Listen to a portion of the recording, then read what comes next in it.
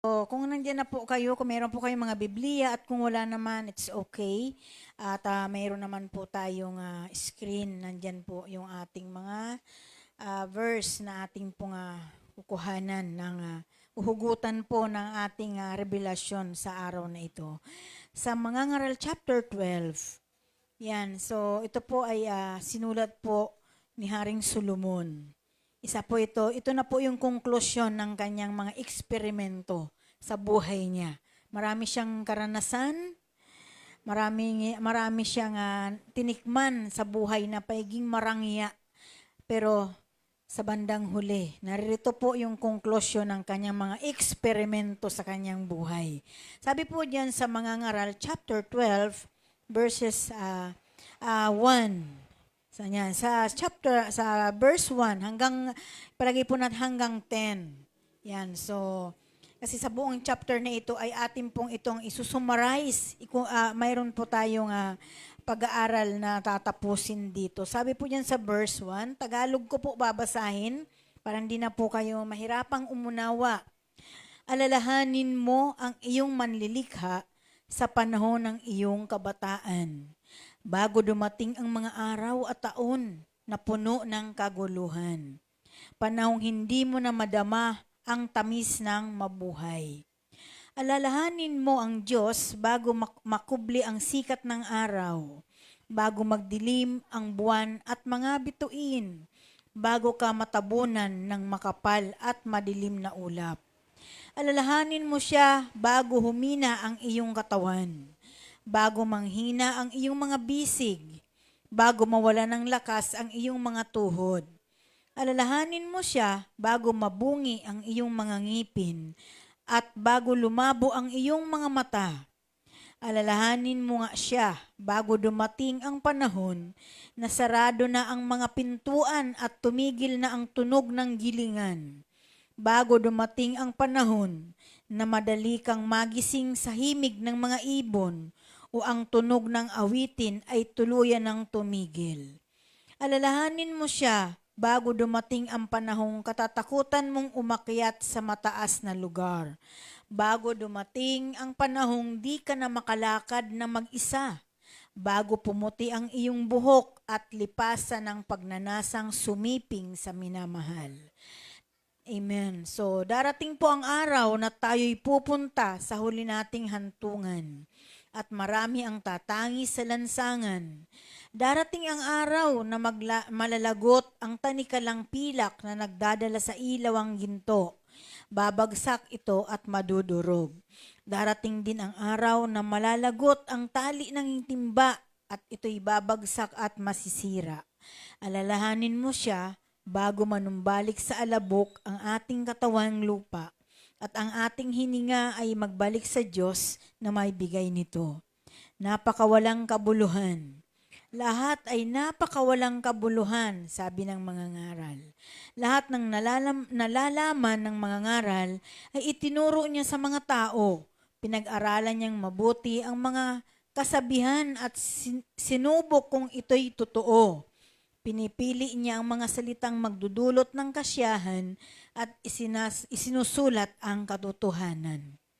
Amen. So, yung mga salitang ito ng matatalino ay matulis na tulad ng tungkod na pantaboy ng kawan. Tulad ng matulis na pakong nakakabaon pagkat buhat sa tanging pastol nating lahat. Anak ko, mag-ingat ka sa mga bagay na wala rito. Hindi matitigil ang paggawa ng iba't ibang aklat at ang labis na pag-aaral ay pahirap sa katawan. So, kung titingnan po natin dito sa huli pong mga talata ng chapter 12, dito po natin makikita na yung mga pananalita na ito, kung ating titingnan at mamasdan, kapag ito ay ating iminensahe sa mga wala kay Kristo, magmumula ito ng katitisuran. Amen po ba? Kasi sinabi naman dito na, sabi nga, yung mga salita na ito ng matatalino ay matulis na tulad ng tungkod ng pantaboy ng kawan. Tulad din ng matulis na pakong nakabaon pagkat buhat sa tanging pastol nating lahat. So yan. So, kumbaga, itong mensahe dito sa atin para sa lahat. na kung saan kapag hindi bukas ang ating mga puso at mga isipan, ito ay pwede nga sabihin natin na walang katotohanan. Amen. So, patuloy lang tayong bumase sa banal na kasulatan at ito mismo, sinabi ng mga ngaral na si Solomon na sa haba-haba ng kanyang pagsubok sa lahat ng buhay, yung pinagdaanan niya sa bandang huli, dito niya na-realize, na pagtanto niya na walang ibang patutunguhan ang buhay na ito.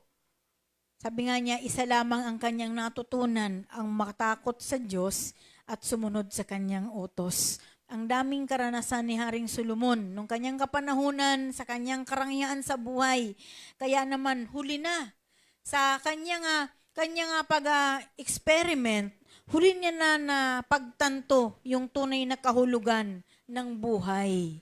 Kaya si Haring Solomon, bagamat niya na-realize niya na siya ay na nagkaroon ng pagkatakot, nakapagbalik loob sa Diyos, pero never niyang naranasan na magkaroon ng putong sa kanyang buhay, sa kanyang pagbabalik sa Diyos. Amen? Walang putong si Haring Solomon, pero sa bandang huli, naligtas pa rin siya. Kasi na-realize niya na sabi nga, marami man tayong pagdaanan, marami man tayong karanasan, isa lamang ang kanyang natutunan. Sa bandang huli, ang magkaroon tayo ng pagkatakot sa Diyos at sumunod tayo sa kanyang kautusan. Father God in heaven, sa araw po na ito, sa hapong ito, Panginoon, dalangin ko po ang iyong pangunguna sa amin. Lord, pagpalain mo at basbasan ang aming pag-aaral ngayon. Lobin mo na sa aming paglimi ng iyong mga salita, maranasan namin ang kasiglahan na ito ang magdadala sa amin upang maging porsigido kami, O Diyos, na magsikap na ayusin namin yung buhay. Sumunod kami sa anumang mga nais mo sa buhay namin. Masunod namin ang iyong kalooban at huwag naming hayaan na magkaroon ng kapighatian ng aming mga puso sapagkat sa panahon na magkaroon ito ng kapighatian ay magkaroon kami ng mag-aapektuhan yung aming mga puso sa buhay na ito, yung aming isip higit sa lahat. Kaya, O Diyos, sa pagkakataong ito, nawa maparangalan ka namin. Sa buhay na ito na ipaglilingkod namin, ang kalooban mo nawa ang siyang mangyari sa buhay namin. Salamat po, Panginoon, sa oras na ito. Muli, gamitin mo po ang buhay ko. Maging kalakasan, ang pagtayo ko sa oras na ito. Patuloy mo akong itayo ng matatag, itayo ng hindi natitinag, at kung ano yung gusto mong ipahiwatig base sa mensahe mo, ay masabi ito ayon sa kalooban mo at sa patnubay ng iyong espiritu. Samahan mo po kami, Panginoon, sa hapong ito. Salamat po, Diyos, ang lahat ng ito'y ibinabalik namin sa iyo, sa tanging pangalan ni Jesus na aming Panginoon. Lahat po na anak ng Diyos ay magsabi po ng Amen. Palakpakan nga po natin ang ating Panginoon.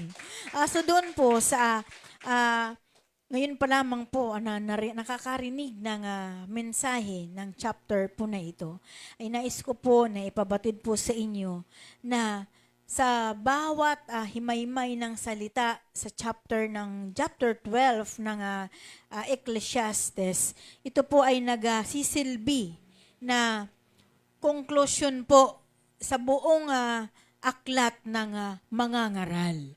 Sapagkat mula po pasimula hanggang sa chapter 11 hanggang 12, dito po natin makikita yung iba't ibang uri ng pamumuhay na naranasan ni Haring Solomon. Simula nung siya ay naging marangya, nasa karangyaan hanggang sa nagsawa siya sa pagiging sa pamumuhay ng mayroong karangyaan at later na realize niya na ito lamang yung sabi niya sa bandang huli, ito lang pala ang buong katungkulan ng isang tao, ang magkaroon siya ng takot sa Diyos at sundin niyang utos ng Diyos. Amen. So, sabi nga, dito natin makikita na nagpo-provide din ito ng poetic, ibig sabihin na mga bagay na related sa parang sa mga makatulang pagkaunawa or imaginative na at magagandang mga kwalifikasyon ng buhay. Amen. So dito natin makikita kung saan tayo hinahalin tulad. Amen po ba? Dito natin maunawaan kung ano yung mga pananalita na pinaglarawan sa atin ng mga ngaral sa buhay na ito mula sa ating pagiging bata. Di ba nagpasimula tayo sa pagiging sanggol, pagkabata, naging kabataan, nagtanda hanggang sa tayo'y tumanda na ng tumanda. Amen po ba? Lahat tayo hahantong sa pagtanda. Sa ayaw natin at sa gusto, lahat mararanasan natin ito. Kung baga ang buhay natin, lahat pagdadaanan natin ito. So dito hinalin tulad ni Haring Solomon, nung siya'y naghanap, nung siya nakaramdam ng walang kakontentuhan. Yung buhay niya, hindi naramdaman niya na walang kabuluhan yung buhay niya sa kabila ng siya ay mayroong karangyaan. Mayroon siyang kakayahan na mabuhay na may karangyaan. Pero lahat ng yon kanyang naranasan. Pero sa bandang huli, empty pa rin yung buhay niya. Amen. Kaya nakita niya dito na sa dami-dami ng kanyang pinagdaanan, ito lang pala ang katungkulan ng isang tao, ang magkaroon ng pagkatakot sa Diyos at sundin ang kanyang utos.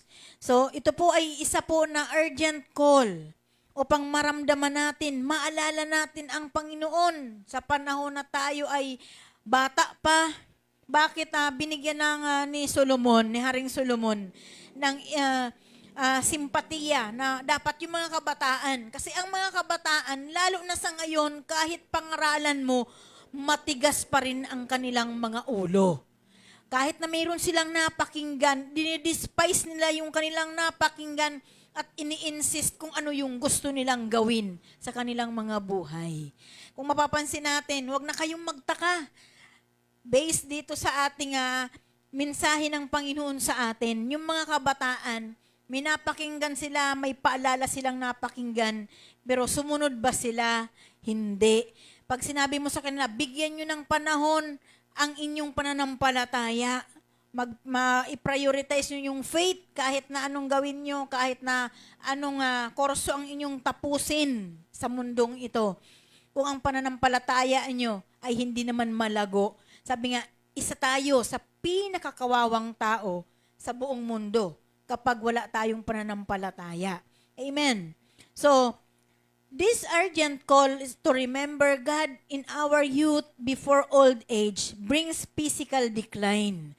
So, ito po ay isa pong panawagan sa atin. Simula doon sa mga bata, kabataan, tatanda at sa mga matanda na lagi nating alalahanin ang ating manlilikha bago dumating yung ating katandaan na magdadala sa atin, bago tayo dumating doon sa araw na tayo ay hindi na makakilos. Sabi nga, yung physical decline natin, mga difficulties days, hanggang sa ating kamatayan. So, pagdadaanan natin yung mga araw na mahihirapan na tayo. Amen po ba? Lo. So, its primary meaning is that escaping vanity. Ano bang ibig sabihin ng vanity? Ito yung kayabangan, walang kabuluhang pamumuhay. Amen po ba? Pagiging makasanlibutan o pagiging makalaman. A meaningful life is only found by fearing God and keeping His commandments.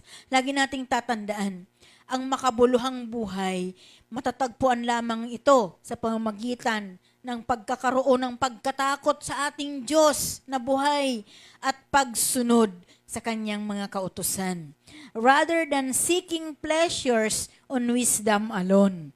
So, hindi natin matatagpuan ang makabuluhang buhay kung hahanapin natin ito sa mga pansamantalang kasiyahan or sa plain na karunungan lamang, bagkos matatagpuan natin ang makabuluhang buhay sa pamamagitan ng pagkatakot natin sa Diyos, pagsunod natin sa kanyang utos, at paghingi natin ng karunungan na mula sa Diyos. Kasi kung karunungan lang natin sa sarili ang ating pagbasihan, marami nang makikreate sa ating imahinasyon Pwedeng sabihin natin, nako, hindi naman totoo yan. Hindi naman totoo yung pinangaral ni pastor sa atin na hanapin na habang bata pa tayo, maglingkod na tayo. Paano naman yung buhay pagiging kabataan? Paano naman yung trabaho ko? Paano naman yung pag-aaral ko? It's useless kung yan yung maging reason na hindi natin magampanan yung katungkulan natin bilang tao sa harapan ng Diyos. Amen po ba? This message is very important to youth, even in funeral services, at this concerns the vanity of life without spiritual focus. So itong mensahe na ito, malimit, ginagamit ito doon sa mga funeral na service. Kung mapapansin nyo, nung tayo nag-funeral service last night, nights ago, di ba, ginamit din itong mangangaral. So, ginamit ito ni Bishop. So, alam nyo ang katotohanan, hindi po ito para sa patay.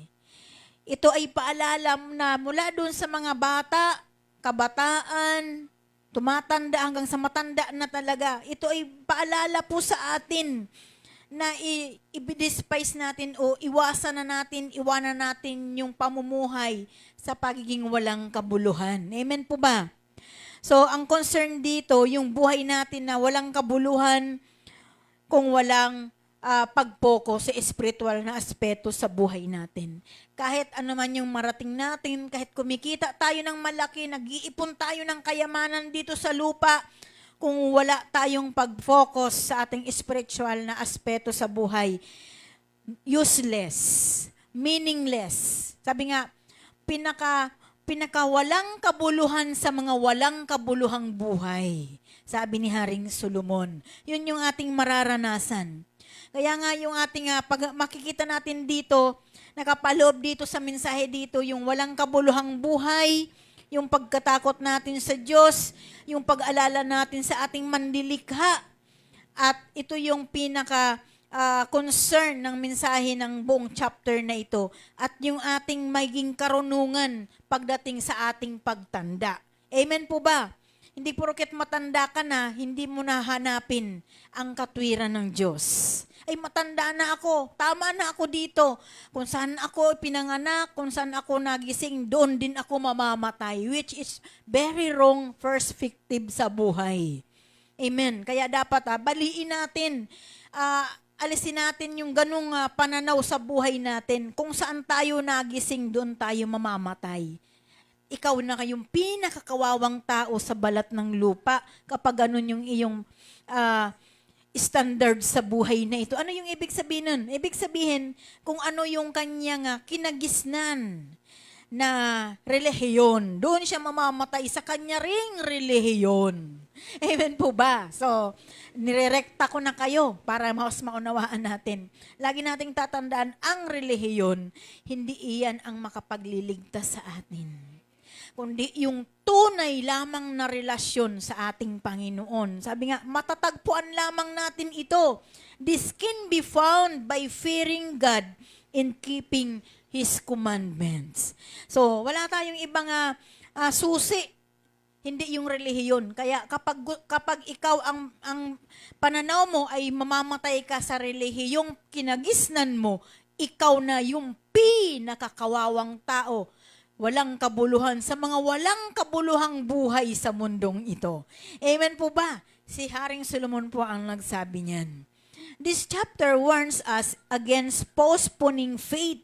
So ito din ay nagbibigay sa atin ng babala na wag natin laging iurong-sulong yung ating pananampalataya. Yung, ay saka na lang ako magtitiwala. Yung bang to see is to believe. Amen po ba? Ay saka na lang ako maniniwala kapag lahat ng pamilya mo na bago na. Minsan, huwag tayong laging nagtataka, bakit yan, mga mananampalataya, pero yung mga mahal sa buhay, hindi pa nagtitiwala sa kung ano yung pinaniniwalaan ng kanilang mga magulang. Alam niyo po ba, sabi nga, mayroon tayong season. May bawat season tayo sa buhay. So, mapalad ka na una ka nang tinawag sa pamilya mo. At sabi nga, kapag mayroong unang tinawag sa pamilya, may isusunod si Lord na tatawagin. Amen po ba? Kaya yun yung ating bigyan ng pansin. Lagi niyong tatandaan, Lord, sinabi mo na kapag may una kang tinawag, may susunod kang tatawagin. Hindi pwedeng wala. Kasi nung unang nagpapasimula kami, hindi naman kami dalawa tinawag agad. Unang tinawag si Bishop at sumunod na ako na tinawag ng Diyos. Hindi yun dahil sa gusto ko, kundi nandoon yung kalooban ng Diyos. Kasi kahit na anong gusto ko, kung hindi naman kalooban ng Panginoon, wala din. Dahil gusto ko lang yun. Pero dahil nga sa kalooban na ng Panginoon, eto na. Alam ko rin naman, Lord, it's your will. So, your will be done. So, kapag kalooban ng Diyos, so wala tayong magagawa doon. Kaya kahit na anong sabi nga ni Bishop, di ba, isa din siya doon sa patago-tago. Isa din siya doon sa nagre-reschedule ng kanyang pananampalataya. Kaya sabi nga, saka na tayo magtiwala o saka na lang ako dadalo. May oras tayo diyan. Pass. 'Di ba yung mga traditional na lines ng mga mananampalataya. Naku, pass.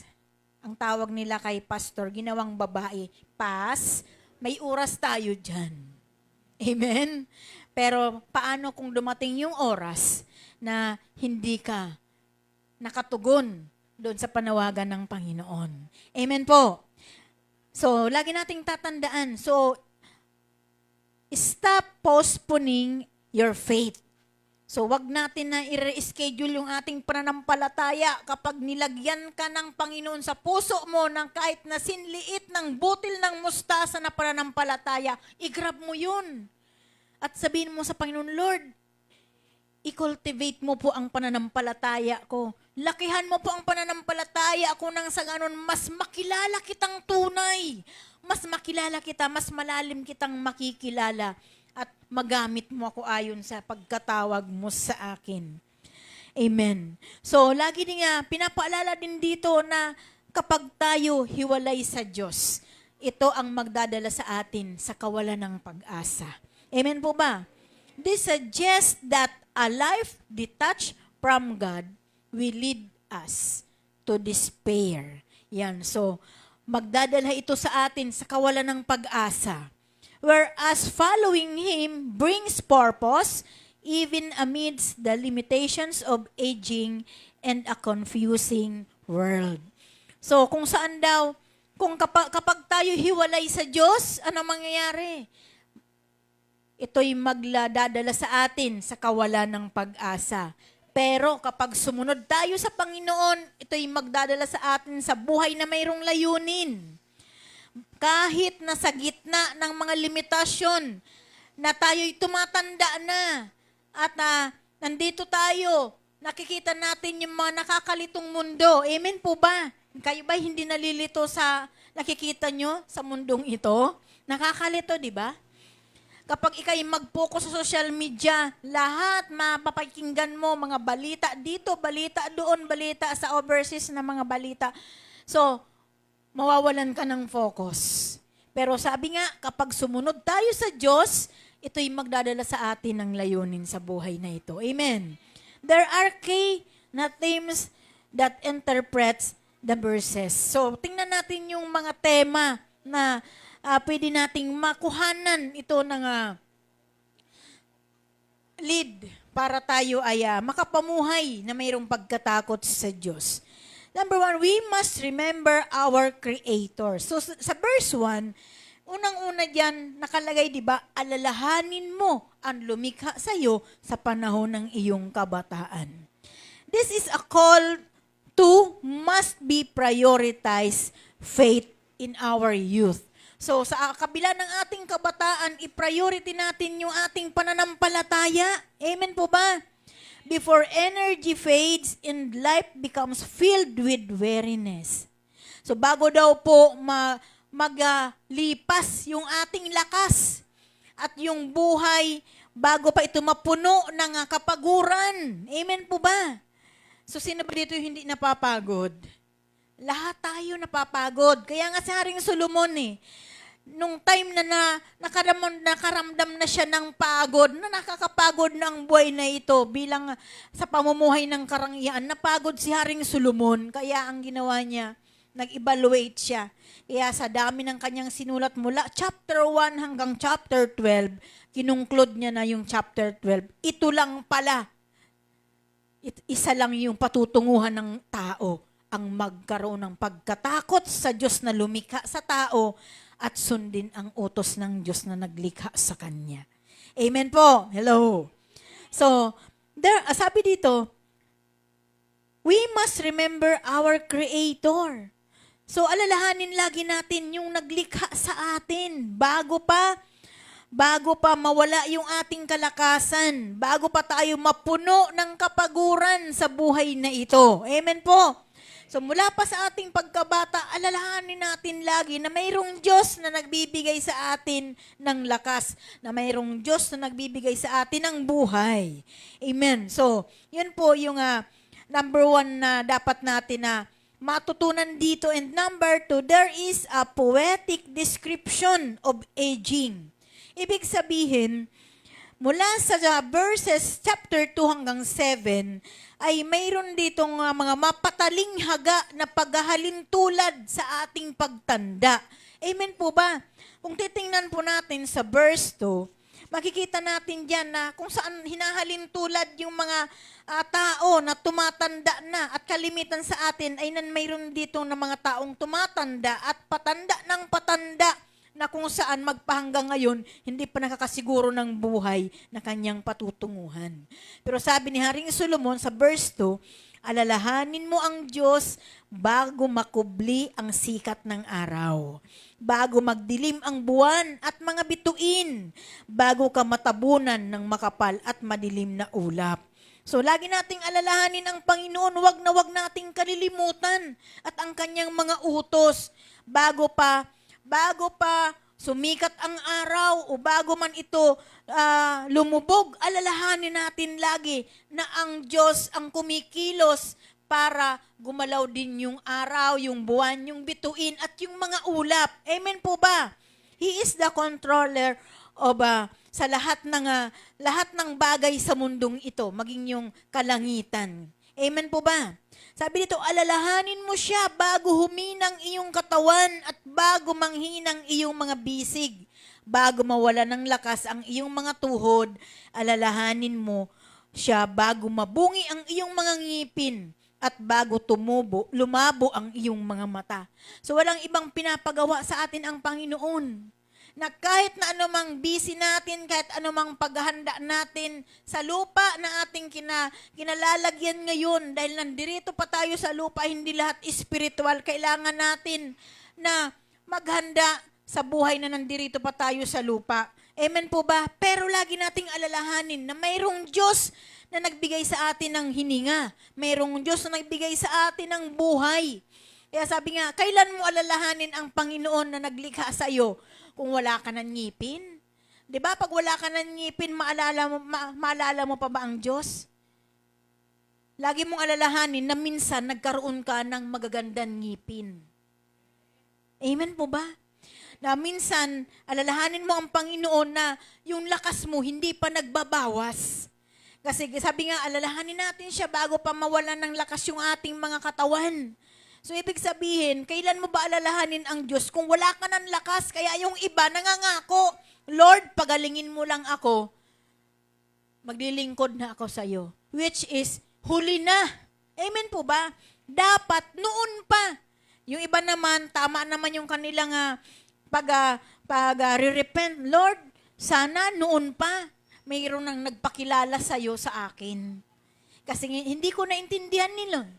Bago dumating muna ako sa punto na ako'y paralisado na, hindi na ako makagalaw, hindi na ako makakilos kung walang mag-aakay bago kita nakilala, Panginoon.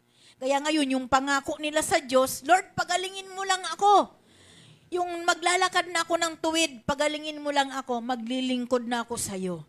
Yung iba naman, pag pinagaling, maraming hinihingi. Magkaroon ng trabaho, pag nagkaroon, nakalimutan yung nagbigay sa kanya ng trabaho. Gumaling, nakalimutan yung nagpagaling. pinagyaman. Nakalimutan yung nagbigay ng yaman. Lahat na mayroon tayo, ang Diyos ang nagbigay. Amen. Lagi nating alalahanin. Amen po ba?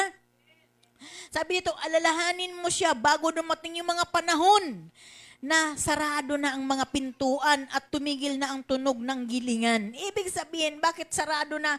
Kasi dumadating sa point na yung ating kabataan ay hindi tayo nananatiling bata, tumatanda.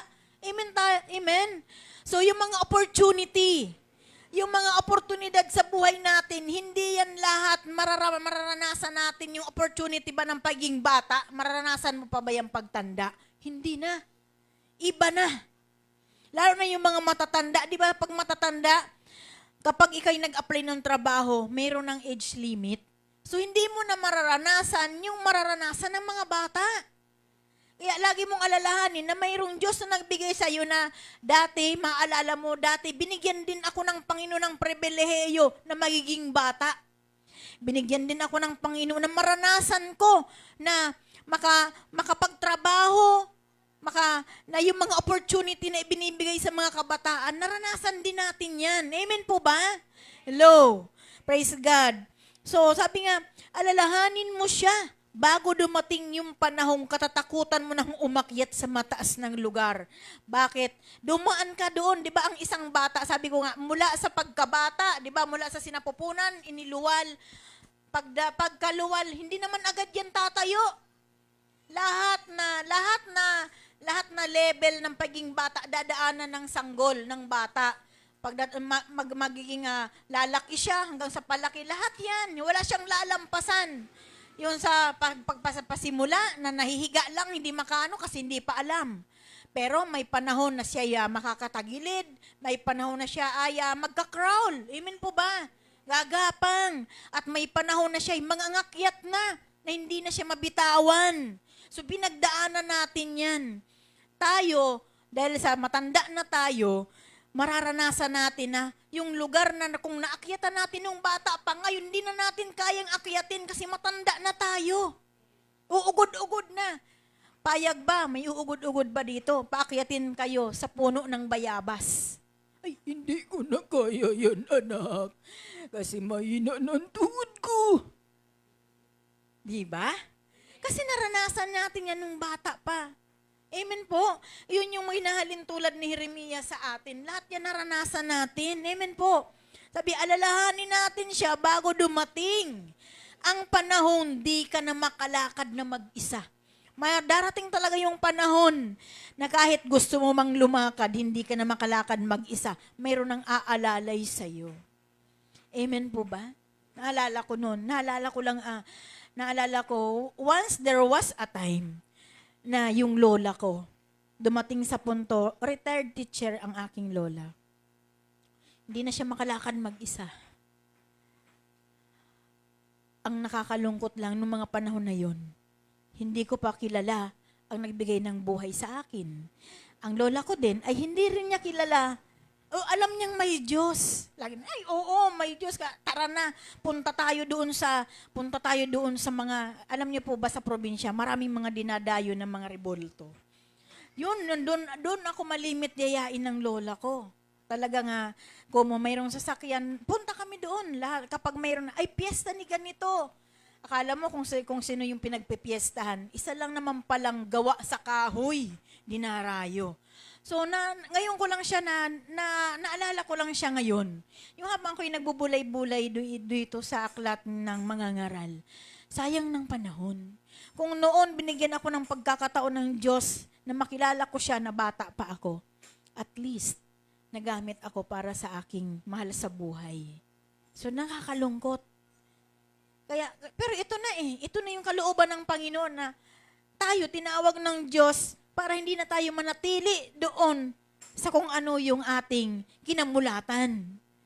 Kaya mayroon tayong mga chances ngayon, may mga pagkakataon tayo ngayon. Sabi nga kanina sa bandang huli ng ating pag-aral, ito yung maging incentive natin para yung kasiglahan ba na hindi tayo magiging tahimik after na mapakinggan natin itong mensahe ng Panginoon ngayong araw na ito, hindi tayo maging tahimik sa mga mahal natin sa buhay. Yung bang sabihin mo lang, oh pare, oh mare, oh kaibigan, o doon sa ating mga asawa, sweetheart, alalahanin mo naman ang lumikha sa'yo. Bago pa ikaw ay mawala ng lakas. Baka kasi mamaya yung lakas ng mga asawa natin, asawa nyo, ako asawa ko nandirito, overseer ngayon, ay nandoon ginagamit pala sa fellowship ng sabong, sa fellowship ng sugal, sa fellowship ng inuman. Kaya pwede niyong sabihin sa kanila, alalahanin mo ang naglikha sa'yo sa panahon na ikaw may lakas pa. Amen po? Kaya ba nating sabihin yun? Amen. Lakasan natin yung ating kalooban. Ito yung incentive natin para makapamuhay tayo na mayroong kabanalan. Amen po ba? Praise the Lord. Sabi dito, alalahanin natin ang Panginoon bago pa pumuti yung ating mga buhok at lipasan ng pagnanasang sumiping sa ating mga minamahal.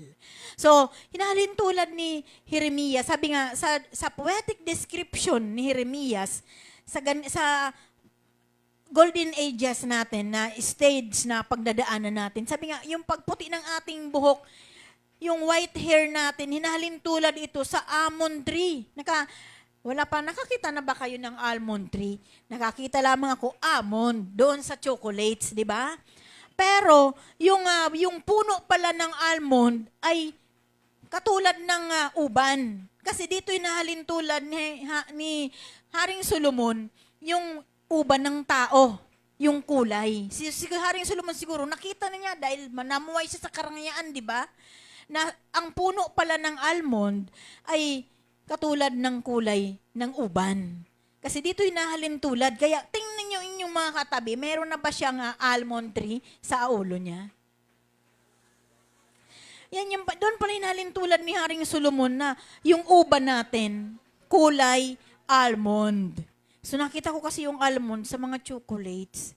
Yung puno, hindi ko pa nakikita yan. Amen? Lahat tayo, di ba? Pero nakikita natin yung description ni Haring Solomon. Napakatalino ni Haring Solomon. Amen? Doon niya hinalin tulad yung uban ng tao. At yung sabi nga, yung paninigas ng ating mga binti na hindi na tayo makalakad ng tuwid. Sabi niya, stiffening limbs. Ito yung sinasabi niya na mga mapataling haga na paghahalin tulad. O sabi dito, metaphorical description. Yan. So talagang malalim na pagkaunawa na sabi nga yung paninigas ng mga binti inahalin tulad na para na tayong grasshopper, na yung grasshopper parang bird din na. So ibig sabihin kapag tayo tumanda na at hindi na tayo makalakad na mag-isa, na naninigas na yung ating mga kalamnan, hindi na natin mabali yung ating mga kasuan, ay bird din na tayo sa ating pamilya. Totoo kaya hindi? Ano ba naman ito? Yan yung mga kabataan, higit sa lahat, kaya pinipinpoint ni Haring Solomon yung mga bata. Kasi sabi nga, may tendency na wala sila sa focus sa kanilang spiritual. Ang focus nila, sabi nga, kung ano yung dinidikta ng puso at nakikita ng kanilang mata, yun yung kanilang nilalakaran. Amen. Maganda ba ang mensahe ng Panginoon?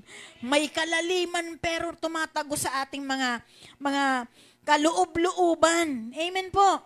Praise the Lord. So, sinabi pa ni Haring Solomon, darating ang panahon, alalahanin natin ang Panginoon bago pa lumabo yung ating mga mata.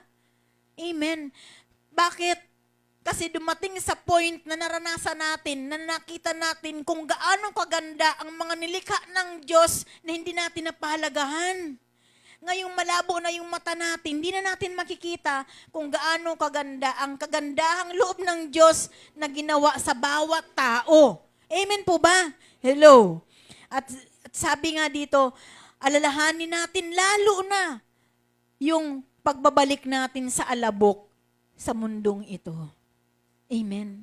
Yun yung ating paghandaan. Darating yung pagtanda natin. Lalo na tayo na mga, sabi nga, malapit na tayo. Sabi ni Bishop, malapit na. Mangangamoy lupa na. Bakit? Kung tutuusin, hindi naman po masama kapag sinabihan yung mga matatanda na amoy lupa. Kasi doon naman talaga tayo uuwi sa lupa. Maging alabok tayo. Amen. Kaya lamang sila, hindi na nasanay, parang rekta ba na hanggat maaari. Di ba sabi sa huling verses ng chapter 12, na ito ay bibigay daan para magiging katisuran doon sa mga hindi nakakilala sa naglikha sa Kanya. Kasi nga, di ba, ikaw kaya, irektahin ka, oy, ano ka ba naman? Amoy lupa ka na. Amen? Samantalang mayroon namang mga mapataling haga ng mga pananalita, ikaw ba rirektahin? Ano ka ba? Magkulay-kulay ka na nga ng buhok. Kasi ang dami-daming puting-puti na ang ulo mo. Ikaw kaya, kapag wala ka kay Kristo, grabe naman to. I am really offended. Pero kapag sinabi mo, oy, siguro naman, pwede ka na magbisita sa parlor mo kasi tumutubo na yung almond tree sa ulo mo. O, di ba? Mayroon pa rin pagmamahal. Di ba? O, tatandaan natin yung ating napag-aaralan ngayon. And the number 3, the final conclusion, verse 13 and 14. The ultimate purpose of human life is to fear God and keep His commandments. Because all actions will be brought to judgment. Ito yung dapat natin na makita dito. Yung layunin talaga ng buhay natin, primary purpose of our life, yung buhay ng isang tao, ang magkaroon tayo ng pagkatakot sa Kanya at sumunod tayo sa Kanyang utos. Dahil lahat na ginagawa natin, lihiman o hayag, ay magdadala ito sa atin sa paghuhukom. Amen po ba? I-judge tayo ng Panginoon. Sabi nga dyan sa 9 and 10, even in youth, remember that judgment will one day come. Kahit daw sa mga kabataan, alalahanin natin na isang araw darating ang paghuhukom. So walk in the ways of your heart and in the sight of your eyes, but know that all of this, God will bring us into judgment. So kahit daw tayo lumakad sa kaparaanan na kung saan idinidikta ng ating puso at nakikita ng ating mga mata, dapat alam din natin ang lahat ng ito ay dadalahin tayo at haharap tayo sa Diyos at tayo ay huhukuman ng ating Panginoon. Amen. Hallelujah. May they live according to their heart and by what they see, but they should not think that their own heart or eyes will be their judge. So, sabi dito, kahit daw na mamuhay ang mga bata o mga kabataan ayon sa dikta ng kanilang mga puso o ayon sa mga nakikita ng kanilang mga mata, pero dapat din nilang unawaan na maging yung kanilang puso at yung kanilang mga mata ay dahaharap din ito sa paghuhukom. Amen? Hello? There is a God in heaven who will bring all our life and works into judgment. When Solomon spoke of the judgment, it refers to our great accountability before God. Nung sinabi na ni Haring Solomon, mayroong isang Diyos na buhay sa langit na magdadala sa ating mga ginawa dito sa lupa upang tayo ay kanyang hukuman. Sinabi ito ni Haring Solomon upang makita natin na mayroon tayong dakilang pananagutan sa harapan ng Diyos. Na-realize na nun eh. Kung hindi siya nakapagsisi at hindi niya na-realize yung buhay mula sa pagiging marangya, pagiging matalino, at kung hindi niya na-realize na ang buhay pala ng tao ay walang ibang nagbigay, kundi mayroong Diyos na huminga, mayroong Diyos na nagbigay, maging yung mga kayamanan, yung ating lakas, lahat, nagmumula ito sa Diyos. Sabi niya, tayong lahat haharap sa hukuman ng Diyos. Malaki ang pananagutan natin sa harapan ng Panginoon. Sabi niya, therefore, remove sorrow from your heart. So, alisin daw po natin yung kalungkutan sa ating mga puso. Living in light of eternity and the eternal God give us hope for this life, not only for the life to come. It will remove sorrow from our heart. So, alisin po natin yung kalungkutan sa ating mga puso. Mamuhay tayo papunta dun sa kabanalan na mayroong buhay na walang hanggan at mayroong walang hanggang Diyos na nagbibigay sa atin ng pag-asa para sa buhay na ito. Hindi lamang sa buhay na darating. Kaya dapat natin na, sabi nga 'di ba sa prayer natin, do not let our heart be troubled. Kasi kapag mayroong problema ang puso natin, it affects our mind. So maapektuhan yung ating mga kaisipan. Kaya sabi yan sa 1 Corinthians 15:58, ano po ang sabi dito? So then, my friends, stand firm and steady. Keep busy always in your work for the Lord, since you know that nothing you do in the Lord's service is in vain or ever useless. Magpakatatag po tayo at huwag matinag. Maging masipag tayo sa paglilingkod sa Panginoon dahil alam nating hindi masasayang ang ating paghihirap para sa Kanya. Yun yung sabi ni Apostol Pablo sa atin. Without this promise of eternity in the eternal God, life is vain and meaningless. And Apostle Paul understood that. So sabi nga, kung wala daw pong pangako ng buhay na walang hanggan at walang Diyos na walang hanggan, ang buhay ay walang kabuluhan at walang layunin. Kaya naunawaan ni Paul, sabi ni Paul sa 1 Corinthians 15:19, kung ang pag-asa natin kay Kristo ay para lamang sa buhay na ito, tayo na ang pinakakawawang tao sa lahat. O tayo na yung pinakakawawa sa lahat ng tao.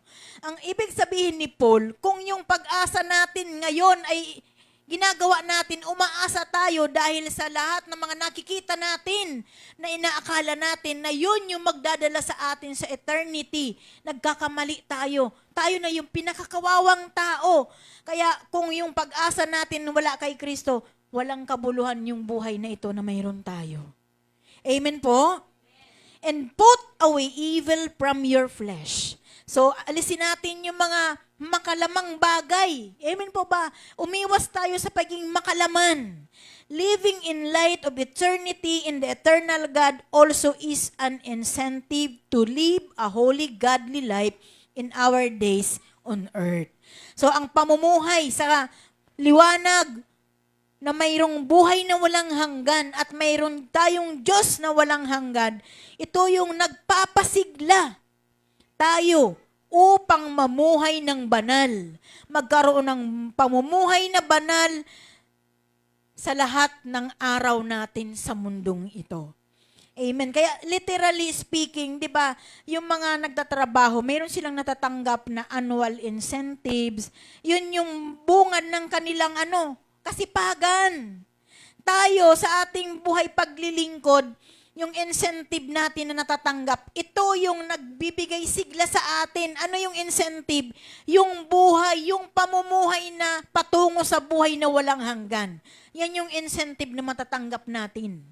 Kapag hindi tayo tumigil, kapag ang faith natin ay mas lalo nating pinalaki, at mamuhay tayo na mayroong kabanalan sa mga buhay na inilalagi natin dito sa lupa.